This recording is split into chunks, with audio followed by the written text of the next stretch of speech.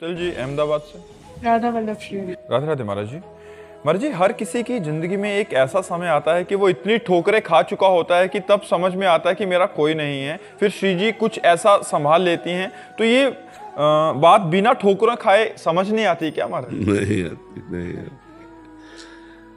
क्योंकि हमारी आशा रहती है ना कि हमको कोई प्यार करे, हमारा कोई हो। और संसार में प्रियता तो लगता है इन्होंने नहीं प्यार किया तो शायद ये प्यार करे, माँ ने प्यार नहीं किया तो पिता प्यार करे, भाई प्यार करे, हमारा फ्रेंड प्यार करे। मतलब हमारी एक भूख रहती है कि कोई हमें प्यार करे। सबकी रहती है, आपकी नहीं, पूरी सृष्टि की, पशु पक्षी की भी रहती है, पशु पक्षी की भी रहती है, कोई प्यार करे। हम लोग प्रेम के भूखे हैं, लेकिन प्रेम यहाँ है नहीं। यहाँ छल है, कपट है, स्वार्थ है, अपनी वासना की पूर्ति है। आपको जब तक हमारे से काम की पूर्ति होती रही तब तक तो आप प्यार का नाटक कर दो। जहाँ काम की पूर्ति नहीं होगी वहाँ कोई प्यार नहीं करता, क्योंकि हम प्रेम में भगवान के अंश हैं। भगवान प्रेम स्वरूप हैं, तो हम प्रेम में भगवान के अंश हैं। तो लगता है मुझे कहीं तो प्यार मिले, लेकिन कहीं प्यार टिकाऊ नहीं देता। टिकाऊ है नहीं प्यार, कहीं टिकाऊ नहीं है। किसी का थोड़ा लंबा चल गया अगर स्वार्थ और मन मिलता रहा, नहीं फिर प्यार मेरे शरीर को, मेरी वस्तुओं को, मेरे पद को, मेरी महिमा को देखकर नहीं, सिर्फ मुझे, वो तो केवल भगवान कर सकते हैं, वो कोई इंसान नहीं कर सकता।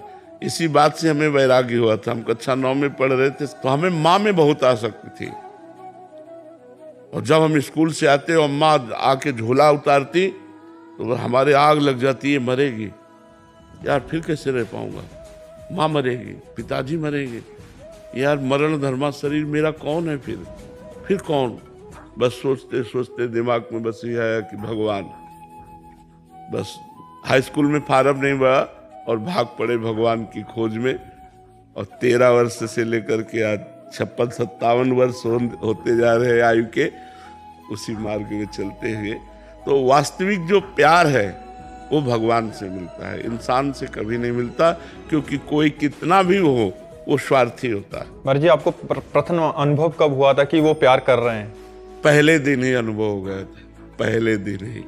हम जब भगे, और भगवान शंकर का मंदिर है नंदेश्वर, वहां से तो 3 बजे सुबह तड़के भगे थे। अपनी माता जी से केवल बताया था कि हम कल घर छोड़ देंगे, भगवान के मार्ग के पथिक बनेंगे, संत बनेंगे।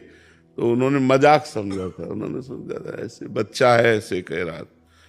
3 बजे तड़के पिताजी को सोते देखकर प्रणाम किया, माताजी को प्रणाम किया, और बहने भाई परिवार के सबको प्रणाम किया।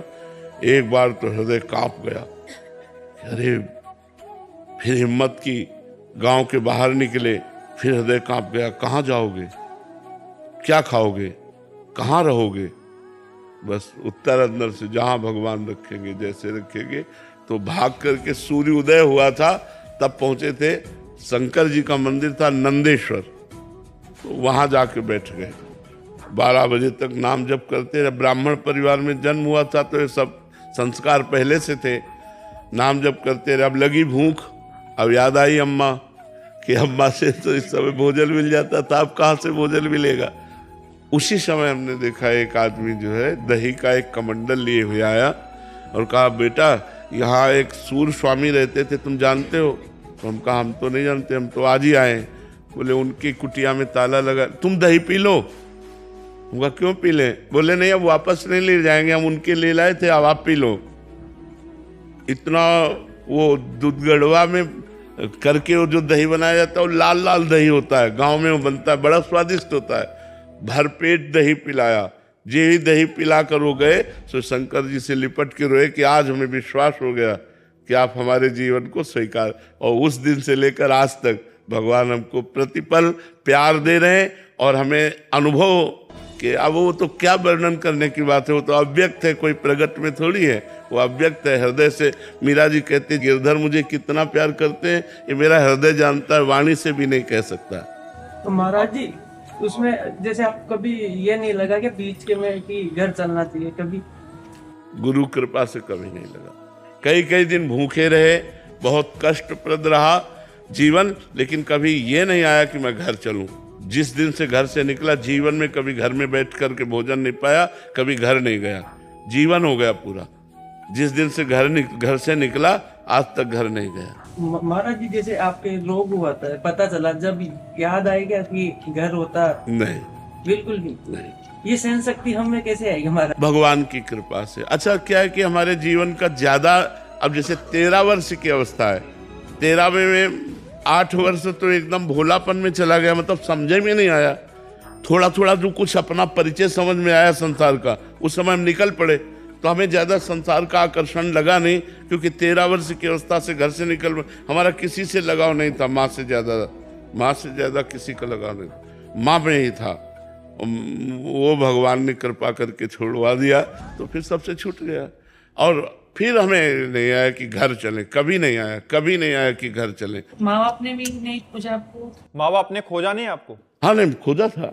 पहली बार मिले, पहली बार जो माँ मिली थी, बहुत वो भजन करने वाली थी, तो ये सूचना आई कि तुम्हारी माँ आ रही मिलने। तो हम पहले भागकर ठाकुर जी के मंदिर में गए, उनसे प्रार्थना की कि मेरी सामर्थ्य नहीं है, इस मोहरे से लड़ पाना मेरी सामर्थ्य नहीं, क्योंकि उनकी आंसुओं से बात होती है, तो वो मेरी सामर्थ्य नहीं है। तो हमने ठाकुर जी से प्रार्थना की कि मुझे सामर्थ्य दीजिए कि मैं अपनी माँ से बात कर सकूं। तो जो ही दूर से देखा उन्होंने हमें, तो दौड़कर गले लगाया। अब वो उनका तो मतलब माँ का एक प्रेम होता है, तो अब हम भी शिथिल हो गए, मतलब तो उनका चलो घर चलो, कृपा करें हमें भी एक मोह से छुड़ा, इसीलिए। हाँ, भगवान ही छुड़ाते। तो हमने अपनी माँ से फिर कठोर वचन बोले, तो आप विचार कीजिए, मैं सतमार्ग में चल रहा हूँ, आप मुझे आशीर्वाद दीजिए, आप जानती हैं कि ये सही मार्ग है। तो उनका जाओ, आज के बाद मैं कभी तुम्हारे सामने नहीं आऊँगी और भगवान तुम्हारी रक्षा करें। और बस फिर उसके बाद वो पधार गई, लेकिन कभी वो हमारे सामने नहीं आई, कभी उन्होंने ऐसा, पर उनको सदगति प्राप्त हुई। जिस दिन हमारी माँ का शरीर छूटा, तो हमारे स्वप्न में आई, पूरा श्रृंगार किए हुए, और कहा बेटा हम आ गई। तो पता चला माँ पधार गई, पधार करके सीधे हमारे पास आई थी, अर्थात उनका परम गति हुई। अब जिनके लड़के भगवान के मार्ग में, उनके तो परम गति होगी ही, उनका परम गति।